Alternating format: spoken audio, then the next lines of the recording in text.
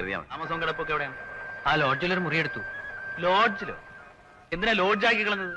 ഒരു 5 സ്റ്റാർ ഹോട്ടലിൽ ഒരു മുറി എടുക്കാൻ പാടില്ലായിരുന്നു. എടാ കൊച്ചേ, നമ്മൾ ചെയ്യുന്ന പണി എന്താണെന്ന് ആദ്യം നോക്കണം. കിട്ടുന്ന കാശ് മുഴുവൻ ദർബാർ അടിച്ചു കളഞ്ഞാലേ 2 ദിവസം പണിയില്ലാതെ വന്നാൽ പട്ടിണി കിടക്കേണ്ടി വരും. അതറിയോ? ഒരു കാര്യം ചെയ്യ്, തൽക്കാലം വലിയ വീമ്പ് നോക്കാതെ എന്റെ കൂടെ പോരും. അതൊരു വലിയ അസൗകര്യം ആയിരിക്കും എന്നായിരിക്കും. ആ അസൗകര്യം ഞാനങ്ങ് സഹിച്ചു. നിന്ന് ചിണുങ്ങാതെ എന്നോട് വാടോ. അല്ല, പുതിയ ജോലി എങ്ങനെയാണ്? ആദ്യത്തെ കുറച്ച് ദിവസം ഒരു ചെറിയ മേലും നമ്പരും ഒക്കെ ഉണ്ടാവും. കുറച്ച് തർപ്പന്തയിലും എടുത്ത് മേത്ത് വരട്ടിയാൽ മതി. ഉമ്മാടത്തുണ്ടാവും, ഞാൻ മേടിച്ചുതരാം. എന്നിട്ട് രാത്രി ചൂടുവെള്ളത്തിൽ ഒരു കുളിയും മാത്താം.